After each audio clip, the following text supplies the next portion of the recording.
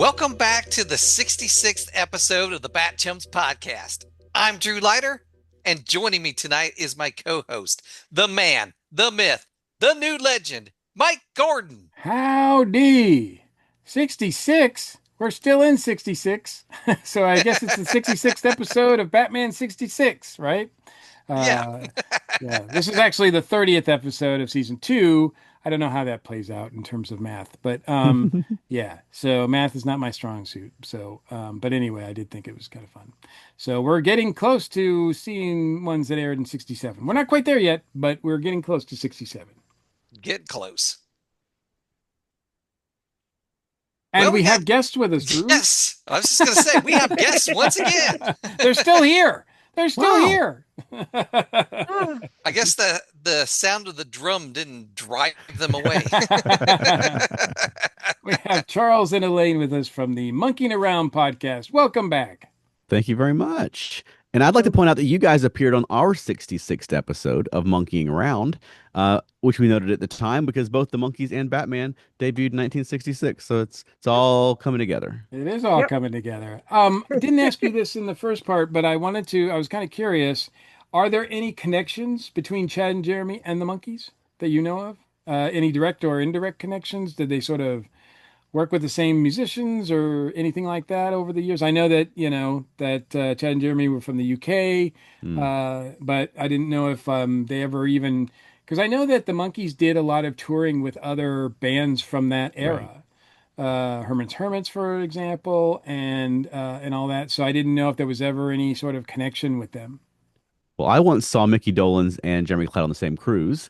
And Ah, so okay. if that counts. That Now, does count. Yes, as for far sure. as the 60s go, I'm not familiar enough with the musicians that played on Chad and Jeremy records to know if it was the Wrecking Crew or the Kenny Store Prophets or anyone that had crossover with the Monkees, but they were all sort of part of that same 60s scene. Yeah, Yeah. I don't even know what labels they were all on. So Mm, yeah. Yeah.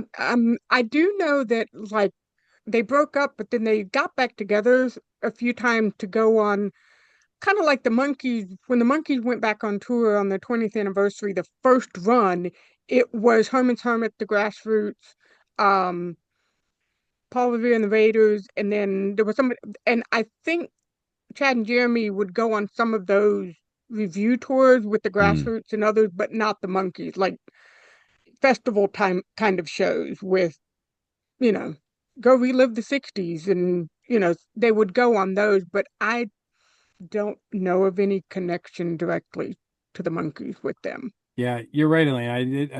I did see that when I was looking up my research too. It did look like the Chad and Jeremy did reunite in the 80s, Hmm. 82. I think they came out with an album or so. So yeah, I think they were part of that UK 60s resurgence that the Monkees kind of probably helped Hmm. spawn Yeah. a bit. So that is cool. So yeah, I didn't know if there was any sort of other connection. So because I know that when we had you guys on before with Paul Revere, like there was some direct connections between them and the Monkees. So Right, Right. absolutely. Yeah. All right, so this is Batman Season 2, Episode 30, The Bats Kowtow. Or is that Koto? now it's kowtow. Okay. The Bats Kowtow. It's got to rhyme with meow. It's got to rhyme, Drew. That is true. Okay. Well, we've had some not rhyme, so. Well, I think it's interesting, and this is just the grammar editor guy in me. But the cat's meow, of course, meow is possessive there, where it's the meow of the cat. Whereas the bat's kowtow, I think that's short for the bat's the bat does kowtow here. Like Mm, I don't think it's like Yeah. the kowtow is not like possessive. It's more like this is what they do. They bend because kowtow means like to bend over, right? I mean, not Yeah, literally. like to bow down, Right, I exactly. think. So, Yeah. so yeah, it's a kind of a twist on that. But yes, we're back to. We've noticed that they've gotten out of the rhyming scheme, or at least I've noticed. Drew doesn't care, You're right, I don't. but I've noticed, and I do like a good rhyming scheme when they do these two-parters, and for the most part, I know that they're gonna, I know spoilers that they're gonna go away in season three for the most part, but I love two-parters. I love the two-parters. I love the fact that we get, the fact that they get both every week, like one day after another, is pretty awesome. We're getting to the point now when you probably, I don't know if you noticed this when you guys watched it, but they don't recap the entire episode beforehand now. They Mm. just say, this is the trap that they're in, and we're going to go from here and from now on. I guess it was too expensive. They felt like they were wasting too much time, and they were kind of discouraging people. I think the ratings were starting to fade a little bit here. Here's the end of Mm. 1966. The ratings, like the Batmania, is kind of getting over. So Mhm. they're trying to do everything they can to make sure that people watch the first part, and if they know it's going to be completely recapped in the second day, they're like, well, that doesn't work for us. We want to encourage people to watch the first part so that we don't, so they won't know what's going on. Which I don't know. That's kind of one of those backward thinking things. Like could end up biting you. So I'm not saying it did, and it did affect the ratings one way or another, but that was their rationale. Mm. All right, this episode aired Thursday, December 15th, 1966, directed by James B. Clark and written by Stanley Ralph Ross. Stanley. All right, so when we last left the Cape Crusaders, they were encased by Catwoman in a giant echo chamber where the drip, drip, drop of a faucet was magnified 10 million times. If they don't find a way out soon, their minds will be reduced to oatmeal. Holy breakfast cereal! It's time to bring in the only person capable of stopping this catastrophe. And that's our buddy, Magic Batman. All right, Magic Batman. Will Batman and Robin's brains be reduced to oatmeal? Magic Batman says, outlook grim. Jeez. That could be taken either way, though. That could be say outlook grim for Batman and Robin, or outlook grim that they won't be oatmeal, right? So, he, Magic Batman is smart. Nope. Magic Batman knows how to cover his bases. He's not wrong that often, is he? I mean, is he ever wrong? That's the question. I've learned not to question Magic Batman. So, Batman tells Robin that every room has its sympathetic vibration. I think And symphonic is what you're looking for. what's that? I think you're looking for symphonic. Thank you. Symphon. I'm not even going to try to say Yeah. it. A note that can shatter glass. The note for this room should be F sharp above high C. Batman sings the note and shatters the glass. The dynamic duo escape. Okay. How many people saw this coming?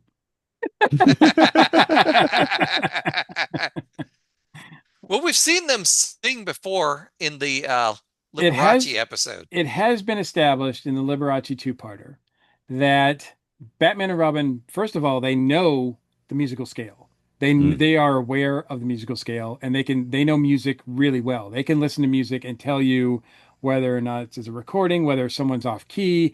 They are skilled at that being able to do that. And in that same episode, because in there they were trapped in a device that it was one of those like old timey devices that made punch music, like music that is played on pianos, automatic pianos. Yeah. So they had to sing certain keystrokes so that they would not be punched, so they could avoid being punched out. And so they do know how to sing and hit certain notes. I don't think that they actually hit that note here, but and like I said in last week, Batman has faced Chinese water torture before, and in that one, he got away from being mad from the music, from the sounds, by reciting things and sort of conditioning his mind so that it was protected against that, right? Yeah. In this case, that wouldn't have worked because their eardrums would have been blown out and their brains would have just been crushed. So Mm. that would not have worked in this case. It was much too loud, and apparently Batman singing and hitting that note because I don't think yeah, Robin helps, right? He hums too, so that's what kind of Yeah, I think blows when the they were glass out. trying to first get the right pitch, it was like, like kind of, and then they went for it. So that had So to be louder than what the what the thing was amplifying. Although since they were in there, it was amplifying them too, right? So Mm. true. yeah, Yeah. not bad, not bad. It could have been better, but not bad. We've seen I worse.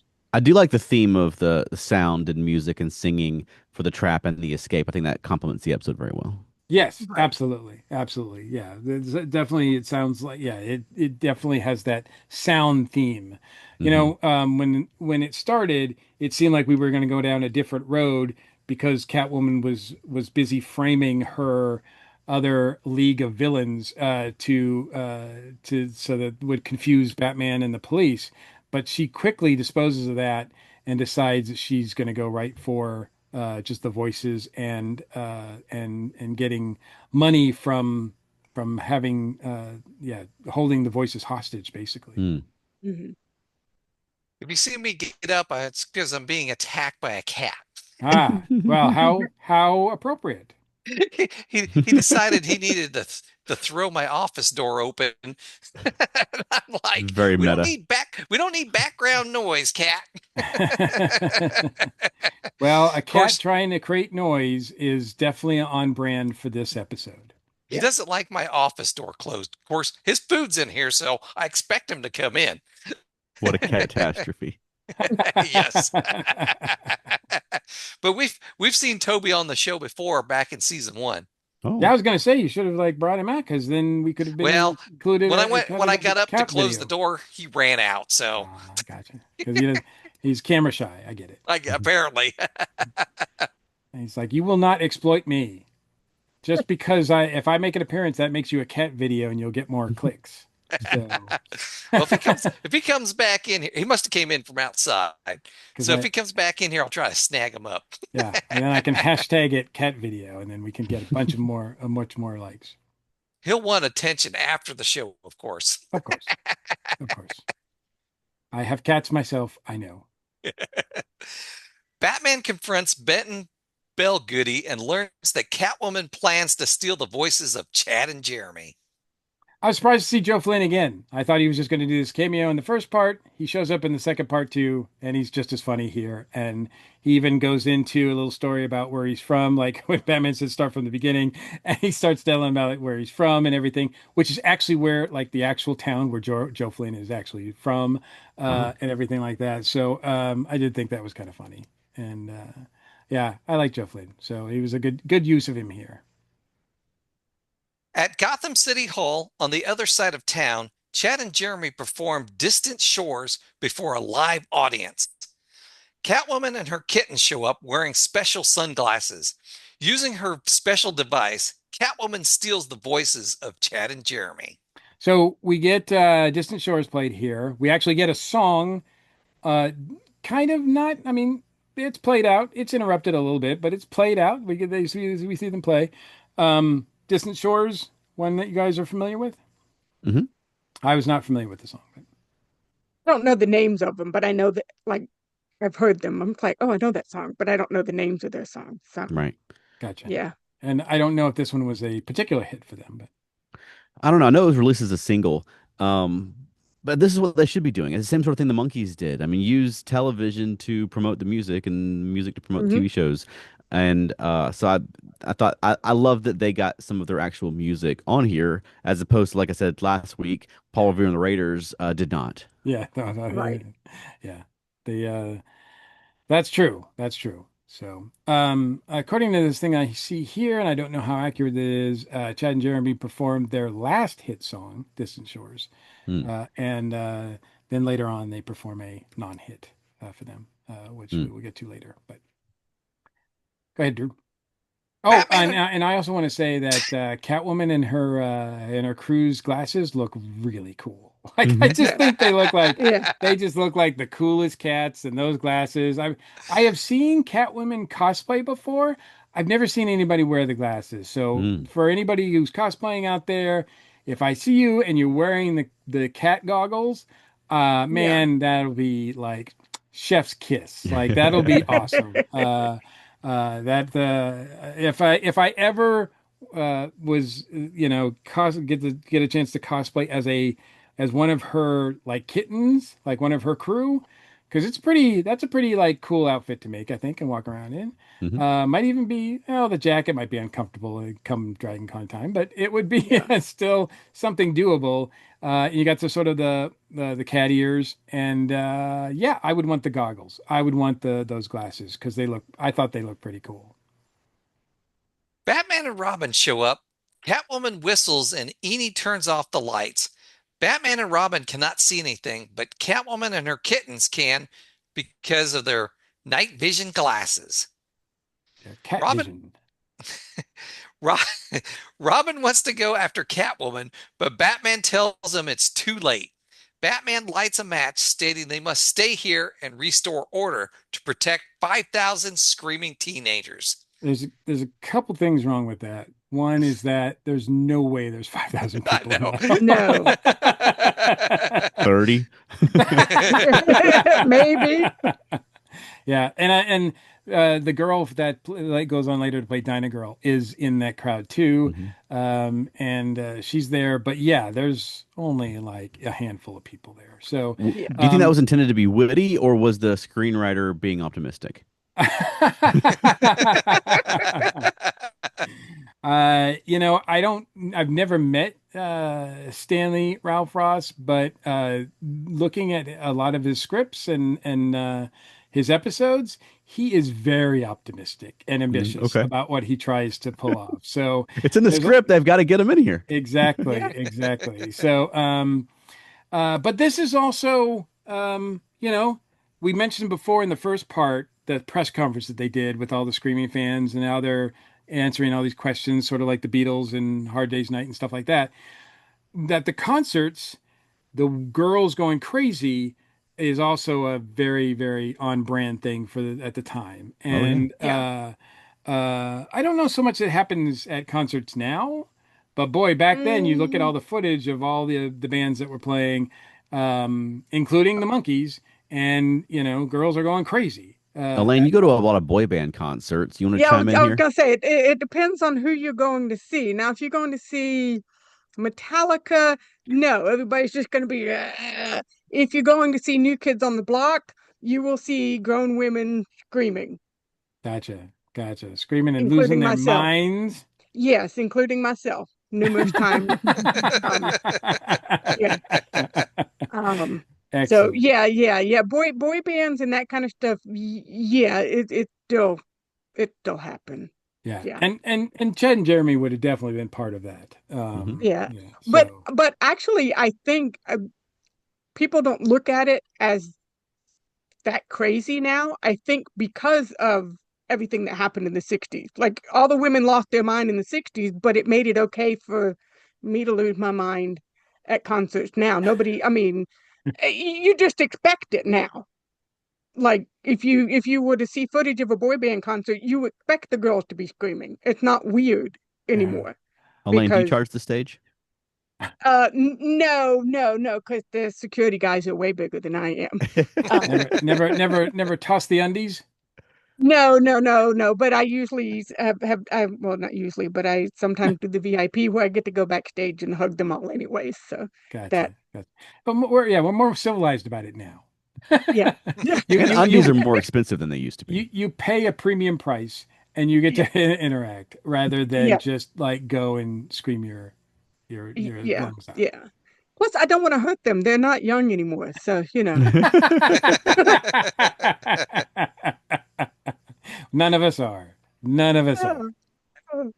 So, I was gonna say you were talking about the girl. The other, I had an issue with the fact that he had a box of matches.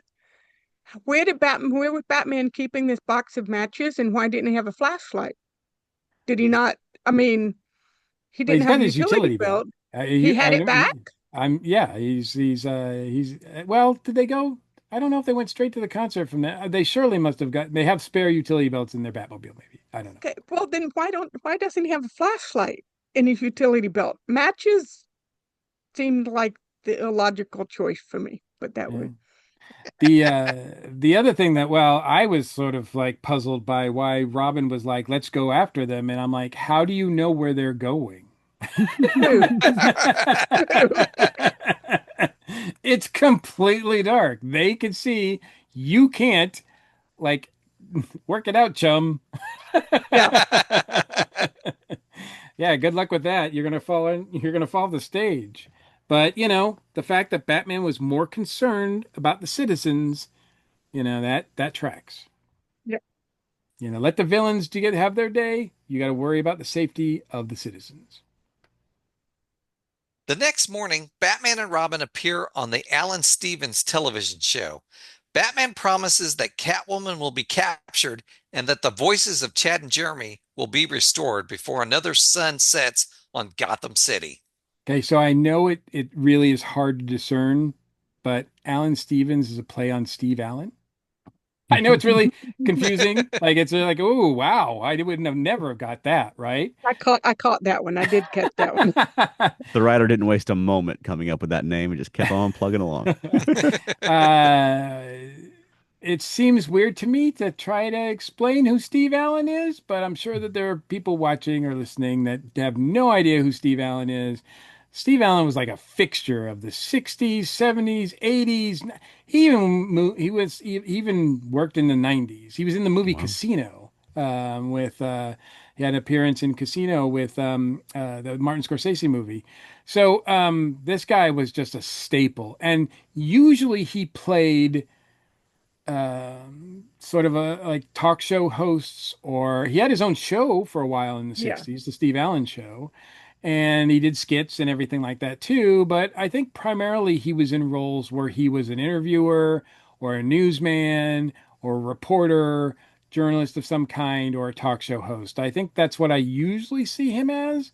But yeah. he pops up like in everything. I mean, Muppets and like all the shows of the 60s, 70s. I'm sure he's in an episode of Love Boat. Like I'm surprised I looked him up and I can't believe he was never in an episode of the Monkees. No, he was not. No. Catwoman and her kittens appear during their broadcast with guns pointed at the audience. Catwoman demands 8 million pounds or 22,400,000 American dollars for the return of Chad and Jeremy's voices. Yeah, they Cat point their guns at the audience. I'm putting that in quotes because I don't think there's actually an audience there. Catwoman expects England to pay the ransom. Hence the Bat, use of pounds, which Batman, confuses Alan Stevens because he believes, he's like pounds of what? Chicken fat, makes that comment. And I think he loses his voice because of it. Yeah. Batman has until tomorrow noon to come up with the money, or Catwoman turns her voice eraser loose on everyone. When Alan Stevens objects, Catwoman steals his voice too. Yeah. Catwoman, Catwoman throws a sneeze bomb and escapes. Pretty Batman effective. and I Rob. must be, I was like watching Steve Allen there, and he's trying to, I guess, sneeze but not make any noise because he lost his voice. So that's got to be difficult. Batman and Robin pay a visit to the Gotham City British Consul General. Sir Sterling Habits informs them that England will not pay a penny for the ransom of Chad and Jeremy. Yeah, it should be pointed out too that Sir Sterling Habits is played by Maurice Dalmore, who had earlier played a role as the British United World Delegate in the 1966 Batman movie. He shows up later, and I will leave it at that. He will show up. We will see him later in the series as another character, But I guess, yeah, if they need a British old guy, they called Maurice for this show. So, and I also thought it was funny that his butler is named Red. The We butler, all get that joke, right? the Red but Butler. Oh, that There we go. There we go. the butler enters informing Batman and Robin that their fans have the building surrounded. Batman and Robin must leave through the window using their bat rope. Should also point out too that when Sir Habits calls when he's speaking on the phone with someone, he addresses them as Harold. This is a reference to Harold Wilson, who at the time was the British Prime Minister. okay. So, in case you were wondering who Harold was, or who the British Prime Minister was in 1966, it was Harold Wilson. As Batman and Robin are climbing down the side of the building, the famous Hawaiian singer Don Ho pops his head out the window. He came to Gotham City to get some land they lost back in Hawaii. Don states he's going to take some bat ropes back to Hawaii to make it easier to pick coconuts. Yeah, this is sort of a weird thing because on the one hand, it's a stereotype, but it's also kind of a slam on colonization, like colonialism. Yeah, It's like yeah, this nasty stereotype and a colonialism like remark all in one thing. So I guess I did, credit to Don Ho for delivering it, but Don Ho, of course, Hawaiian singer, popular, known for which song? Tiny tiny Bubbles. bubble. Tiny Bubbles, right, right. Tiny Are you bubble. familiar with Tiny Bubbles, Drew? I don't know. Tiny I'd have to hear it. Sing it, Sometimes Elaine. I Bubbles, know songs, but not the titles. Tiny Bubbles in the wine, make you feel happy, make you feel fine, right? That's what we got. That's what we got. Okay, that's about as much as my singing I'm going to do, because otherwise, I don't want everybody's minds blown or their eardrums blown out and their brains turned to oatmeal. So I don't want to be responsible for that. But yeah, it's cool to see Don Ho here. We've had some really weird cameos of late in the window, popping out of the window. So it was kind of nice to see good old Don, just happy old Don. And Yeah, the dynamic duo treats him pretty fun too. They're like aloha, and they're just all on the same vibe. I wish I could yeah. hang out and pick coconuts with you, Don. Batman's just like, but I gotta go. At police headquarters, Chief O'Hara informs Batman that he has all his men out in the field, but they are making no headway in the case. Shocker. Catwoman.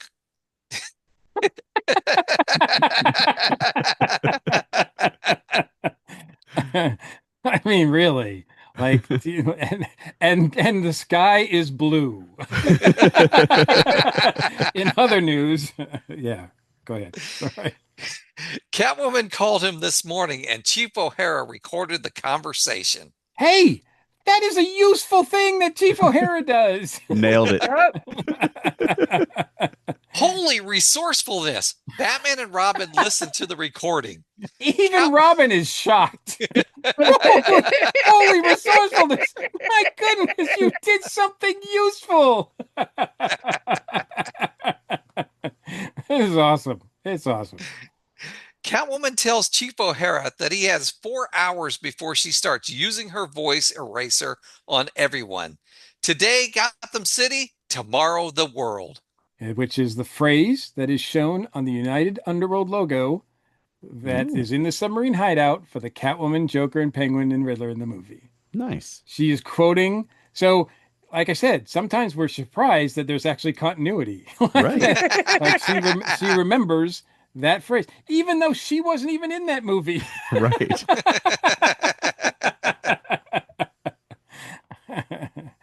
So Julie Newmar was not in the movie, but yet Catwoman remembers. Yep.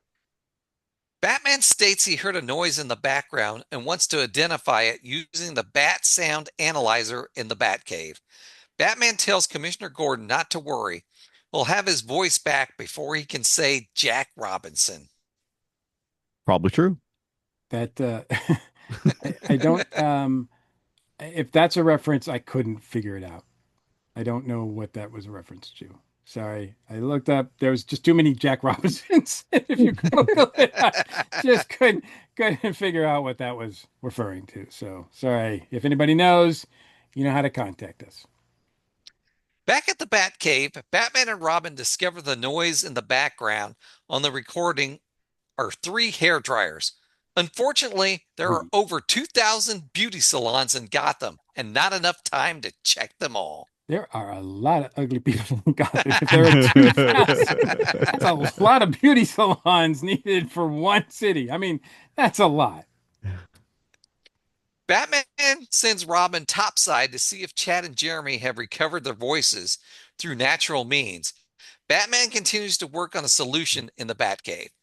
I'm going to pause here for a second because I thought that was kind of silly to send Robin up to see if Chad and Jeremy got their voices back because none of the other previous people have gotten their voices back yet. I think he was just getting rid of Robin for some reason. Like, you know what, kid, you're bothering me because I need some space. I need some space here. So upstairs in Wayne Manor, Alfred informs Dick Grayson that they have tried every remedy they can think of to bring Chad and Jeremy's voices back, but nothing is working. Chad hands Alfred a note stating that the duo would like to get their hair done at Mr. Oceanspring Salon for Men. When Dick learns that there are three hair dryers there, he rushes back down to the Batcave. well, turns out to be useful. All right. Yeah. All right. So, Batman knows. What are we questioning Batman for? He knows what he's doing. At Mr. Ocean's Salon for Men, Catwoman reveals to her kittens that she has an antidote for returning the stolen voices. Her device doesn't have a reverse button. Apparently not.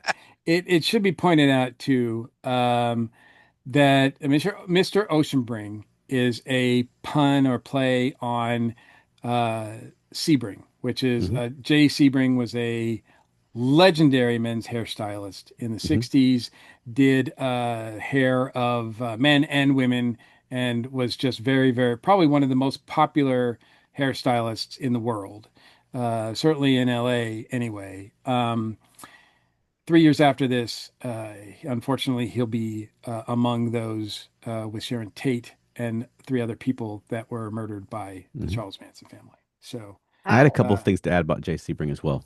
So sad here, but this is he does not appear on stuff very often. So this is a rare appearance by him. You don't see him, I think, until he's during the fight because he's actually trying to save all the decorations. Again, they're trying to do something different with the fights stuff going on. But yeah, so that's his appearance there. But what did you have, Charles?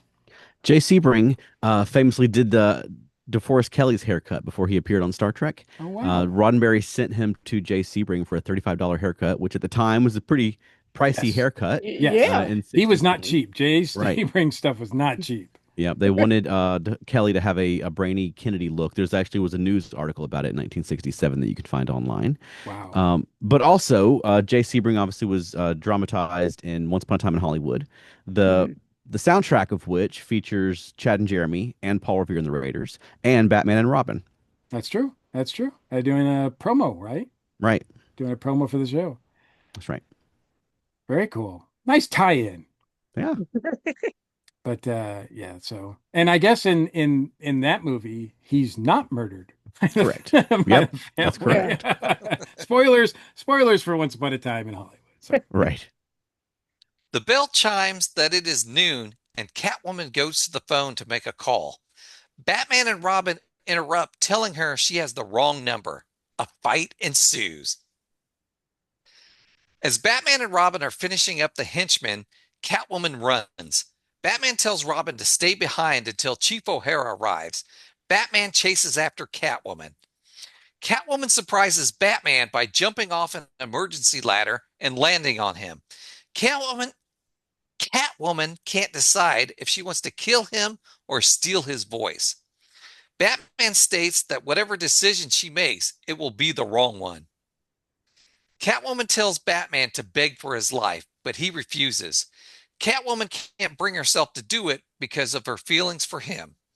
Catwoman surrenders, asking Batman if he will take her on a date when she gets out of jail. Batman says there will be plenty of time to think about it. Catwoman goes to kiss Batman, but Robin interrupts, telling Batman to hurry up. The police are here. Batman takes a rain check on the kiss. Batman. So you missed the best line in the whole season, which is Catwoman saying, "If I were to kiss you, would you think I was a bad girl?" Mm. And and Adam, just his reaction to that is just priceless. He's just like, why no? Like kissing's not a bad thing. It's a great scene between them. And I mentioned, I think at the top of the first show, whatever, that this, along with the sequence at the end of the first story with Catwoman, where she falls to her quote unquote death, this scene with her like leaping on top of him and then sort of, flirting back and forth, I is just embedded in my brain. Like this is what I think of when I think of Batman and Catwoman. And this is like, because there are so like the sparks are just so, even when I was like 8 years old, I was like, whoa, there's like something happening here. And I think it has shaped me ever since, because I've never been comfortable with Batman with anybody else as a girlfriend. Because we've talked about it before, Drew. Batman as a character, Bruce Wayne as a character, has had many, many, many girlfriends, and has been romantically involved with many other women characters in his time. But for some reason, it just always feels wrong to me, because like this scene, I think, just hit it. Like this is like this told me that these two, and I think the chemistry between them, between Adam and Julie, is just, it's hot. It's like Elvis and Anne Margaret hot. Well, I So think Julie Newmar being who Julie Newmar is, I don't think it takes a lot of work for there to be, Maybe because he's a really like good actor, Elaine. well, no, because I was like in the episode of the monkey she's in, she just like everything I've ever seen her in, she She's magnetic Julie that Newmar way. every time she Yeah, she's appears. Julie Newmar. She just who she is. So yeah, To this yeah. day, as a matter of fact, if you don't follow her on social media. Yeah, absolutely. I yeah. have I have had the honor of meeting her. Wow. I have met two out of the three Catwomen from the '60s series, because I also met Julie Newmar, Julie Newmar, and Lee Merriweather. thank you, Lee Merriweather. Unfortunately, I don't know if Eartha did was doing conventions before she Mm. passed anyway, so I don't think that was really much of an opportunity. But we'll talk about her later on. But yeah, I mean, you don't have to do much. You're right. Yeah, Julie Yeah. doesn't have to do much. She just looks at you and you melt. Mm. I mean, buildings melt. I mean, like, Right. it's just awesome. And then also when, Robin says, "Holy mush," he comes in and the look on her face is just like, I am going to kill that kid. Like, I am going to kill him. So yeah, I fully expect going forward that the flirtations will be hot and heavy, at least for the rest of the season.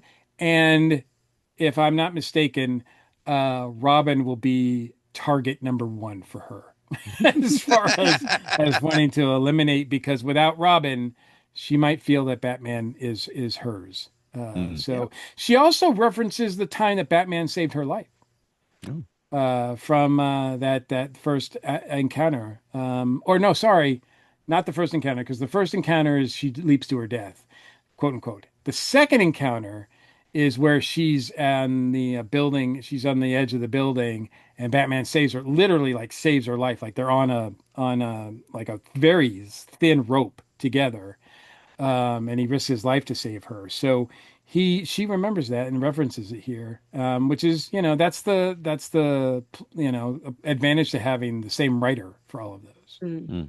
So pretty cool. Batman and Catwoman walk off together, and Robin can only say, "Holy mush." Holy mush. The episode ends with Chad and Jeremy performing Teenage Failure while Bruce, Dick, Aunt Harriet, and Alfred watch from the balcony.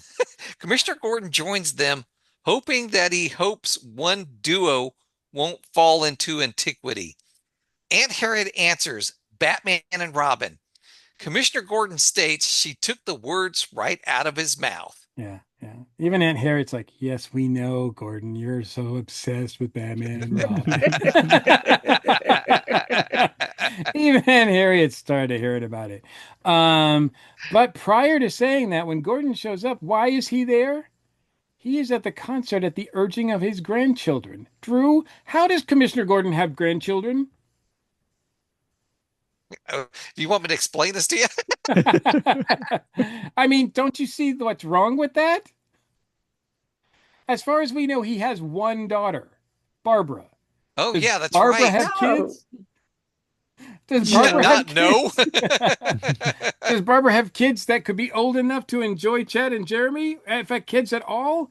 No. No. So, yeah. So obviously, this is prior to introducing Barbara Gordon as a character. They're still trying to figure out because we've mentioned we know that Gordon is married, and has he mentioned Barbara yet, Drew? I can't remember. Yeah, I don't remember that at all. But yeah, at the urging of his grandchildren. No, that doesn't make any sense. So he's lying. It's just an excuse. It's just an excuse. He's just there to see Chad and Jeremy for his own purposes. Wrong with that. Nothing wrong with that at all. I mean, back in the 60s, you kind of had to hide that behavior, Elaine. Well, I know. That too. I mean, his obsession with one dynamic duo might be transferable to another duo. True. So what do we think of Teenage Failure? It's described here as their non-hit, but I found the song kind of cool and the lyrics were interesting about not finding work or getting a job or, listening to that stuff. I thought that was pretty interesting. Mhm. I was not familiar with the song at all. So No, I've heard I it don't think- before. I'm not overly familiar with the catalog of Chad and Jeremy, but no, I enjoyed both of the songs that played in these episodes. absolutely. Yeah. I mean, they were great. And we'll check them out. It's funny, Charles, because you keep mentioning the soundtrack to Once Upon a Time in Hollywood, and I have know. that. I guess I haven't listened to it enough, but Hmm. I can never get past the Batman and Robin problem, which I think is at the end. So, Right. so I think it's at the very end of the soundtrack. But yeah, it's a pretty good soundtrack, and it's a pretty good movie. Yeah. So, what did everybody think of the two-parter then? Elaine? I like this one a lot. I may like it better than the other one we watched, Okay. but well, maybe it's just Julie Newmar. I believe her more than I believe the Penguin. I don't know that she's really going to try to get away with things. And Chad and Jeremy were really good. They did a good job of playing sort of themselves. They didn't appear uncomfortable on camera at all. So they were fun to see. Yeah, I like this episode a lot. I mean, I'm never gonna pass up Julie Newmar as Catwoman, but also I think they did a good job of integrating the pop culture of the era, the British invasion elements into the story, and including the trap and the escape and the sort of the gimmick that she was stealing people's voices. I thought it was cute. I thought it was fun, and I thought it was very appropriate for the time. And I mean, I've said this a couple of times already, this week and last week, but I think that Chad and Jeremy were used much better than Paul Revere and the Raiders, who I felt were wasted when we watched His Honor and Dishonor the Penguin, which those episodes I enjoyed as well. But I mean, Paul Revere and the Raiders could have been any fake band or a bunch of extras up there. You didn't need Paul Revere and the Raiders for that. Whereas Chad and Jeremy at least had a couple of their own singles, and they got a little personality. They got some lines. They got little fake backstories, and I thought it was cute. I enjoyed the tea scene with Aunt Harriet. I thought that was nice. So no, I thought these were And good. they provide a vital clue as to where where they're hiding out at the end. That's true. Hmm. That's So true. yeah, they are vital to the whole plot and everything. So yeah, Yeah. Yeah. that's a much more integral and Hmm. integrated into the story. Yeah, Right. as far as that goes, I agree with you guys. They're used better here. I do think that Stanford Sherman's Penguin two-parter, His Honor the Penguin, and where Penguin runs for mayor, I think was better written. Mm. It's just so much. I mean, we talked about it at the time. It's so much just a really great satire of Hmm. American politics at the Yeah. time, and as we discussed, still relevant in a lot of ways. Increasingly. Yeah, Yeah. and so that was hard to ignore. Hmm. Mm. This is not as biting as Right. that. It still takes some pot shots at, pop culture or stardom or, fandom as far as musicians goes, but it doesn't get really like, serious or I don't want to say serious because this show is hardly ever that, but it doesn't get really as biting about it. But it does have a lot of fun with it, which I Right. appreciated. And Chad and Jeremy for all of their, I know they were only around for a few years, but they're really solid here. Hmm. Yeah. They're convincing as a act, and their singing is good. The two songs that you are great. And the Julie Newmar stuff, like I said, the Julie Newmar stuff, the stuff with Catwoman and Batwoman, particularly the ending and the final, where she finally just basically says like, "I want you," like Mm. she actually says that to him, you know. So like, I mean, I think she adds to it for the censors, right? Like, she Yeah. can't just say that, right? She can't just stop with that. She has to like add to it, like to take me in or whatever. But she basically tells Batman like, "I want you," and that's pretty significant, I think. So that one makes this one a must watch for me. What about you, Drew? I liked it. I liked the two-parter a lot. So Although I think this is another one where the mall gets away. We don't really see Eni much no, we after. Mm-mm. don't. Like, I don't even remember seeing her in the last battle or whatever. Like, I don't know Yeah. what happens to her. Mm-mm. So we've had a lot of this second season. We've had a lot of instances where the woman part of the crew gets away. Like we Mm. see her leave, or she's just not there. Like Yeah. it's very strange. I don't know why that is, but yeah, it happens a lot with these ones, and very interesting. She doesn't really add much to it. I don't have anything against the actress, but as a character, she just in the first part she's kind of annoying to Catwoman. Catwoman's just like, I'm the boss around here, and she's always questioning her. Yeah. And um, so yeah, I do know that later on there will be another sort of side character that Catwoman will enlist that is used, I think, much better. But we'll wait and see when that happens. But yeah, solid two-parter. Another Yep. solid two-parter, Drew. Who Yep. knew? All right. Well, that wraps up another episode. Do you have a shout out, Elaine? Um, I'll shout out my Facebook page again for Elaine and Matt Watt TV. Excellent. Anything that you can recommend that you're watching right now that people should check out? We just finished watching it, but The Bear on Hulu, just season 4. Also, it's been off a little bit. It finished earlier this year, but The Pit, starring Noah Wiley. It's like an ER type show, but much better than ER, which Noah Wiley was on ER. It's very good television. Those are my Okay. two My recommendations. my wife was watching that recently, and I caught bits and pieces of it because I was in the room doing stuff, and I was like, "Oh, that looks pretty good." It is very good. It 12 episodes, but it starts the first episode is from 7 a.m. to 8 a.m. Second episode it's like a 12-hour shift. And so there are characters in the first episode that were already there left over from overnight, and new characters come in, old characters leave, like as a shift in an emergency room would be all the stuff that happens over a 12-hour period take place in these 12 episodes. And so Mm. it's really, there's a lot of drama. There's a lot of, it's just really good TV. So, yeah. All right, you got a shout out, Charles?